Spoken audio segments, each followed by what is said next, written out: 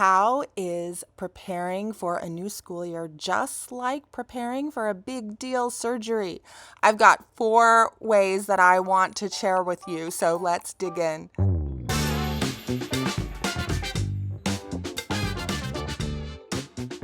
Okay, so y'all are watching this sometime as we zoom into our 2023-2024 school year here in the United States, but I was preparing for surgery back in May, and I was really watching how I'm so glad that I have the anti-boring toolkit at my disposal because it sure helped me with this big, heavy, hard task that I was trying to prepare for. What's one of the first anti-boring tenets that helped me? Was this. Make sure that you get the right tools before you need them. And when I say right tools, well, let me tell you what I mean about the surgery first, and then I'll tell you what I mean about students. Let's go into the kitchen where I'll show you my Amazon box filled with surgery goodies. All right, here are some goodies I was told I really need before jaw surgery. One of them just arrived today is a button-down pajama because it's going to be hard for me to pull things over my head when I'm all inflamed and swollen. So yay for that. I also needed an adult bib because I'm going to be drooling so much. And speaking of drooling, this is supposed to help me eat when I come burler over my mouth. I squeeze it. But you know what I heard from somebody else? That my hands are going to get so tired of squeezing that there's another bottle that I also ordered that's easier to squeeze. So that's coming soon. Lastly, Aquaphor. This is supposed to help because my lips are going to be so chapped from all the drooling. Notice it's nice to have these things ahead of time because I'm going to be so miserable in the moment when I'm recovering from surgery. I'm not going to want to send my family members running out. I'm going to want to have all the supplies that I need right there.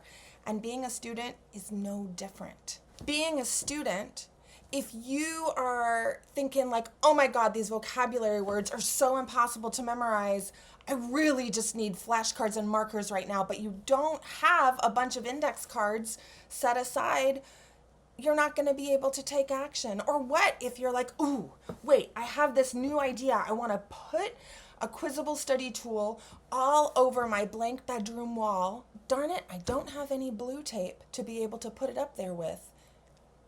You know, maybe I'll do a whole different video about the kinds of supplies that we need to be able to do any kind of anti-boring study technique the moment the urge grabs us. But the main point here is that thinking ahead about what you're going to need so you get it before you need it is really helpful. And at the end of the video, I'm going to give you a few scripts, you coaches and teachers out there, a few scripts for exact questions you can ask students to get them thinking about this thing. Now though, we need to head on back to the couch to find out what our second link between surgery and preparing for school is. All right, next. It's helpful to think through routines with more detail than you think. For example, preparing for surgery, I have been told that I am not allowed to bend at my waist like this for about 3 months. And so I have been having to think about what pajama bottoms do I need that will help me take them off and put them on without having to bend at the waist. And I'm having to literally practice, like think it through with this super granular detail. Just like students, most students need that kind of help, even thinking through like, what is your planner routine? Where are you? What do you need to be doing? Like literally, what do you do from start to finish when you're updating your planner for the day? These are things that students don't think ahead about. And so being guided through thinking through your routines with more detail than you think is so helpful and necessary. Third, the link between starting a new school year and preparing for a major surgery is that it is so important to be brave and proactive about using your team. Oh my goodness, y'all. This whole health journey of mine has been more than 2 years. And at the beginning of it, I sucked at advocating for myself. I'll just be clear and say that I sucked at it.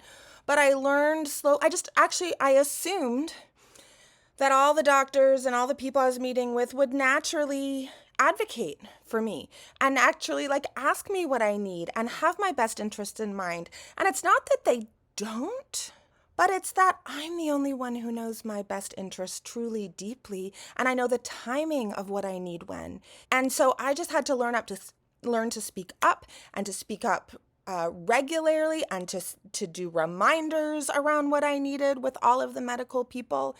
And students need the exact same thing, but they're so bad at it.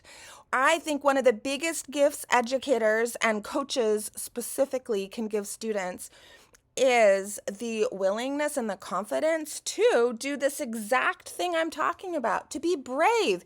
Even if you think you're bugging them, be brave about speaking up for what you need. Do it before anybody reaches out to you. The minute you have a thought, I might need this, ask for it. Or even if you don't have a thought, have it be a regular thing you think about. What might I need? Stay to the end. I have a really good question. That's a script that you can use for students around the team piece. Just some fun things that I've been doing for my surgery process. I have a visualization that I found to help me imagine my healing. And I asked for dear friends to record that visualization in their own voices so that I could, when I'm preparing, the days before surgery, I could have their voices in my ears telling me they love me, walking me through things I can imagine to have the best possible experience in surgery. Finally, learn how to shift your self-talk to shift the fear and dread. Now, I thought long and hard when I wrote this down because I'm like, do students really have fear and dread about how school is? And I think if we're honest, most of them do. And I certainly still have to some extent, but a lot less of the fear and dread ever since I've worked with my self-talk. Excuse me, I have the hair in my mouth. It's really annoying to talk with the hair in your mouth. I don't know if you can see that. You probably can't, but there it is. I noticed several weeks ago, before I asked my friends for those visualizations, by the way, I noticed that my heart raced when I thought about the surgery, and I noticed that I was feeling so fearful about getting the IV put in, about being under anesthesia for 8 hours. That's a long surgery. About coming out from anesthesia and feeling spacey. And the process of finding and then doing the visualization, plus a suggestion that my therapist gave me to see if I could just shift my mindset. So instead of being scared of the anesthesia, I could see it as an adventure, as I'm going to be in an altered state. Some people do drugs for that, right? I've never done drugs, partially because I'm afraid of this kind of a thing. But what if I could go into it with curiosity and with enjoyment of paying attention to the sensation in my body instead of my story about how scary it's going to be? And, I have found that I do a lot of work with students about their own stressful thoughts related to school that include their fear and dread about parts of the schooling process. And we do a lot of gentle reframing of those thoughts. And often students have never really been asked to work with their own minds before when it comes to helping them succeed in this big deal place where other people are controlling almost every part of your journey. That's school, but it's also surgery, right? Other people are controlling almost every part of the whole journey.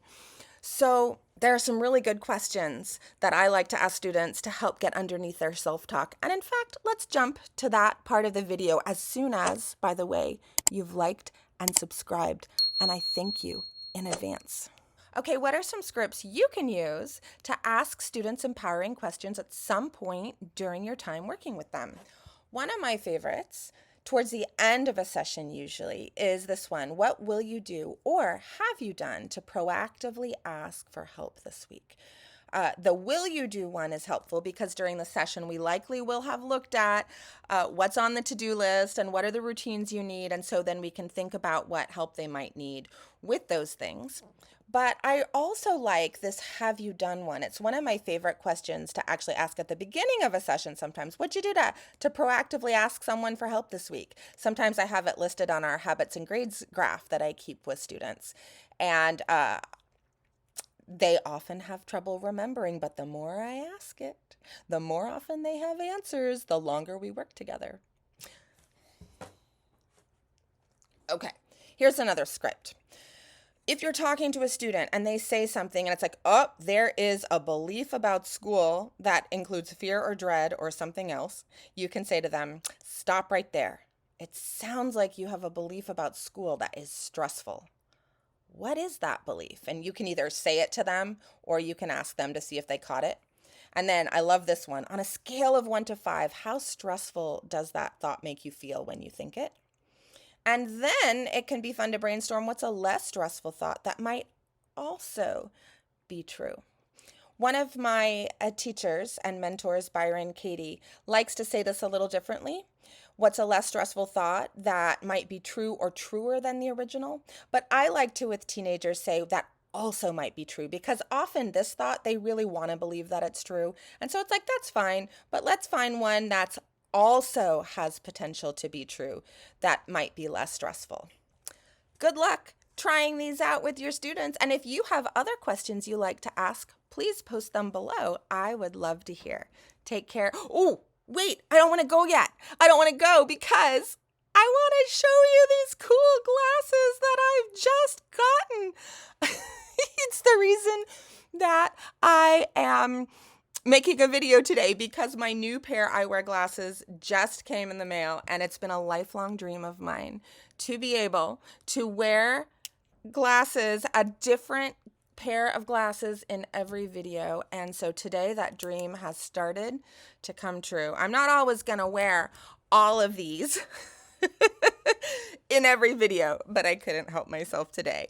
I hope you enjoyed it. And if you have a favorite pair that you saw, please post them below as well. I would love to hear which set it was. Okay, now take care.